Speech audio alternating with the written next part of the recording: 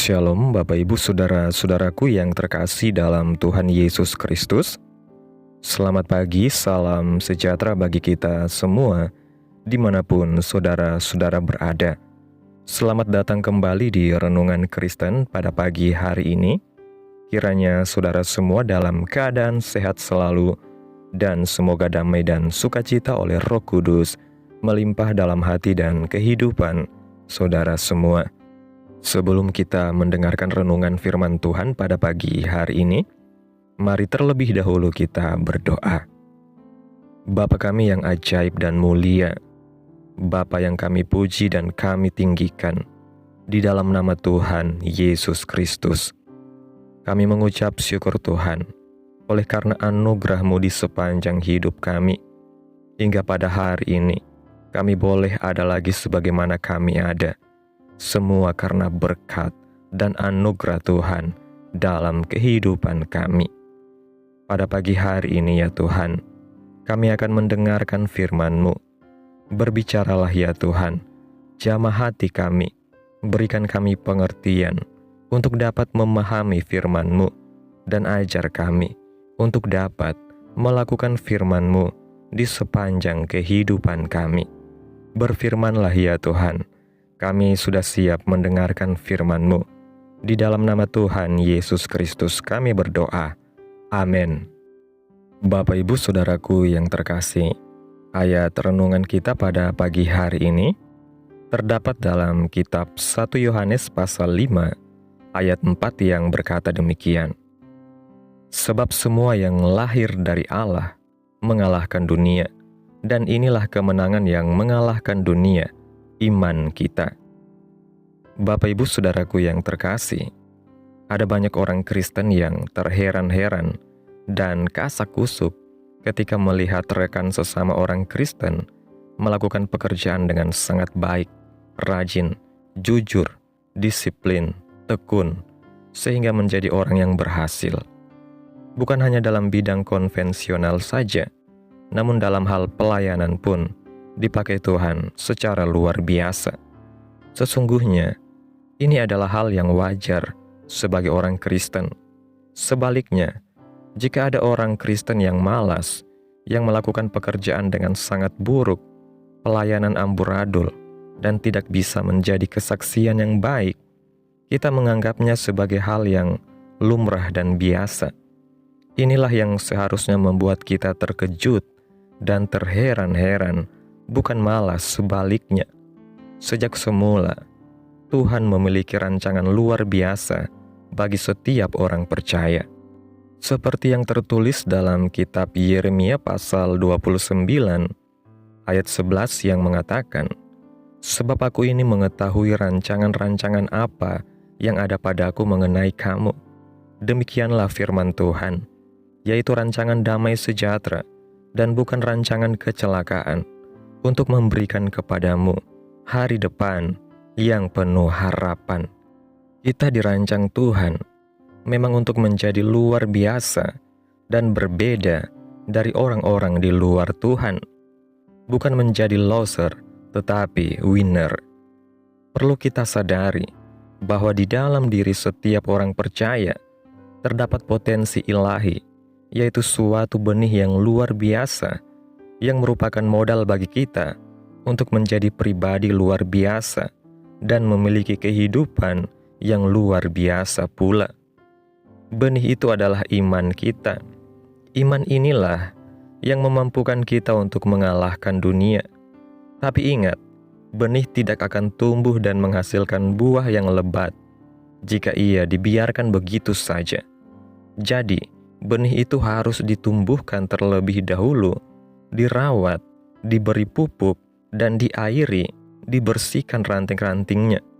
Karena itulah, keberadaan kita di tengah dunia ini harus berdampak positif. Dengan kata lain, kita harus menjadi berkat dan kesaksian bagi orang-orang di luar Tuhan dan bukan menjadi batu sandungan. Bila sampai saat ini kita belum bisa mengalahkan dunia, melainkan hanya menjadi pribadi yang biasa-biasa saja, bukan menjadi pribadi yang luar biasa, pasti ada yang salah dalam diri kita. Artinya, Masalahnya ada pada diri kita sendiri. Seringkali kita menyalahkan orang lain, menyalahkan keadaan yang ada, bahkan kita komplain dan berani menyalahkan Tuhan. Dalam kitab Yakobus pasal 2 ayat 22 mengatakan, "Kamu lihat bahwa iman bekerja sama dengan perbuatan-perbuatan, dan oleh perbuatan-perbuatan itu, iman menjadi sempurna." Jadi, jika iman itu tidak disertai perbuatan, maka iman itu pada hakikatnya adalah mati. Dalam Yakobus 2 ayat 17 mengatakan, demikian juga halnya dengan iman. Jika iman itu tidak disertai perbuatan, maka iman itu pada hakikatnya adalah mati. Bapak Ibu Saudaraku yang terkasih, ini menunjukkan ada harga yang harus kita bayar untuk mengalahkan dunia menjadi orang-orang yang berdampak. Pertanyaannya, siapkah kita menjadi perhatian dunia? Kita bisa mengalahkan, bahkan mengubah dunia dimanapun kita berada, tempat di mana kita berinteraksi langsung.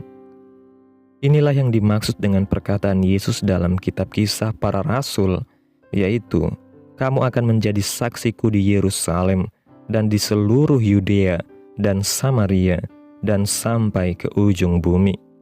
Dimulai di Yerusalem artinya kita tidak harus menjangkau tempat yang jauh-jauh, namun dimulai dari pribadi kita, keluarga kita, tetangga kita. Sudahkah kita menjadi berkat? Siap atau tidak siap, mau tidak mau, Tuhan ingin kita menjadi berkat, supaya melalui perbuatan kita, nama Yesus dipermuliakan. Dalam Injil Matius pasal 5 ayat 16 mengatakan, "Demikianlah hendaknya terangmu bercahaya di depan orang, supaya mereka melihat perbuatanmu yang baik dan memuliakan Bapamu yang di sorga." Kalau yang kita lakukan itu tidak baik, lebih jelek, atau setali tiga uang dengan orang-orang yang tidak mengenal Tuhan, apakah istimewanya kita? Pasti orang dunia pun tidak akan mau melihat kita. Satu-satunya jalan adalah memiliki kehidupan dan karya yang lebih baik dari orang dunia, barulah mereka akan tertarik membicarakan kita, melihat kita, dan akhirnya datang kepada kita. Akhirnya, bagaimana kita bersikap dan bertindak akan menentukan kualitas dan posisi kita di mata dunia. Karena itu, kita harus mengarahkan iman kita kepada Tuhan, mengisi pikiran dengan hal-hal yang positif, dan mempraktekkan iman itu dalam perbuatan nyata. Dalam kitab Filipi pasal 4 ayat 8 mengatakan, "Jadi akhirnya, saudara-saudara, semua yang benar, semua yang mulia, semua yang adil, semua yang suci, semua yang manis, semua yang sedap didengar, semua yang disebut kebajikan dan patut dipuji, pikirkanlah semuanya itu." Orang Kristen yang benar mampu mengalahkan dunia dengan iman dan perbuatannya. Bapak Ibu Saudaraku yang terkasih dalam Tuhan Yesus Kristus, kesimpulan renungan pada pagi hari ini, iman yang sejati adalah iman yang bertindak. Kita dipanggil bukan untuk menjadi orang Kristen yang biasa-biasa saja, melainkan menjadi pribadi yang luar biasa di dalam Tuhan. Jika saat ini kita masih merasa kalah, masih menjalani hidup yang biasa-biasa saja, maka marilah kita bertanya kepada diri kita sendiri, sudahkah saya hidup dalam iman yang aktif?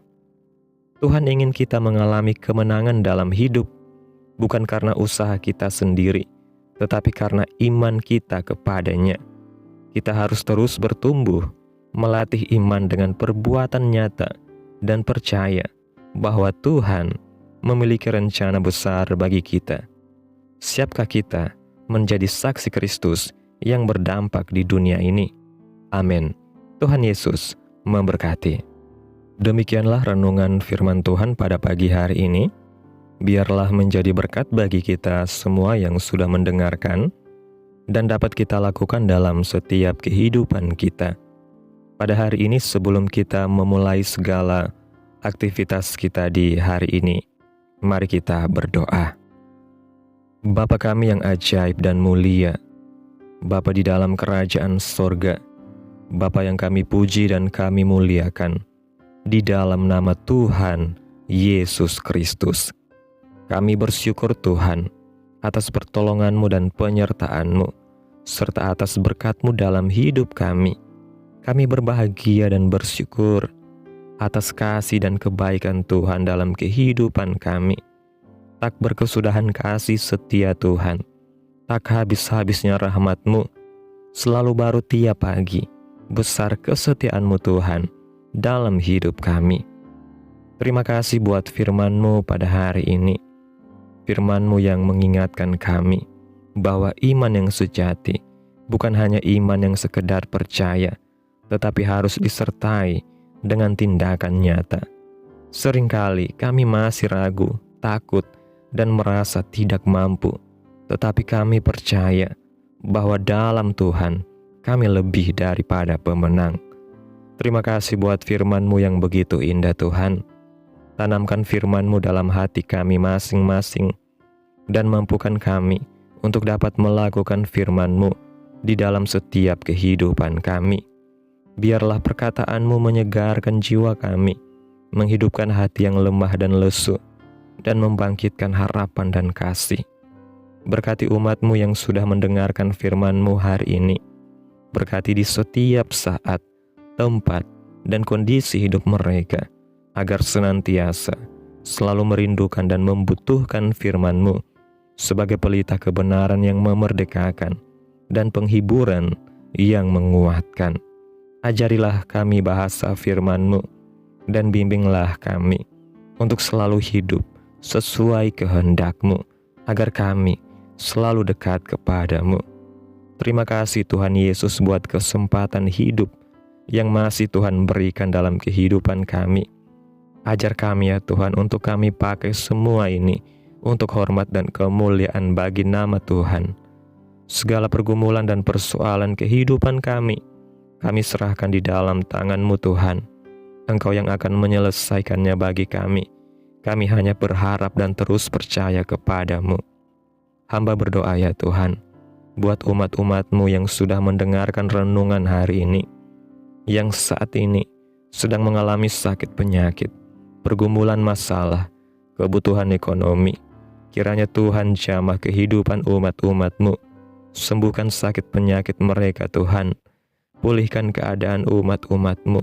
Berkati perekonomian mereka, serta berikan jalan keluar dalam setiap pergumulan masalah yang umat-umat-Mu sedang hadapi.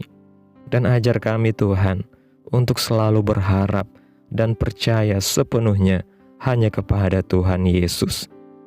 Kiranya Tuhan Yesus terus memberkati kehidupan kami, keluarga kami, sanak saudara kami, daerah tempat tinggal kami, bangsa dan negara kami, pemerintah-pemerintah kami.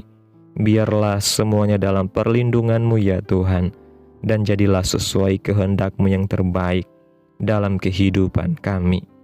Pada hari ini Tuhan, kami anak-anak-Mu akan melakukan berbagai aktivitas.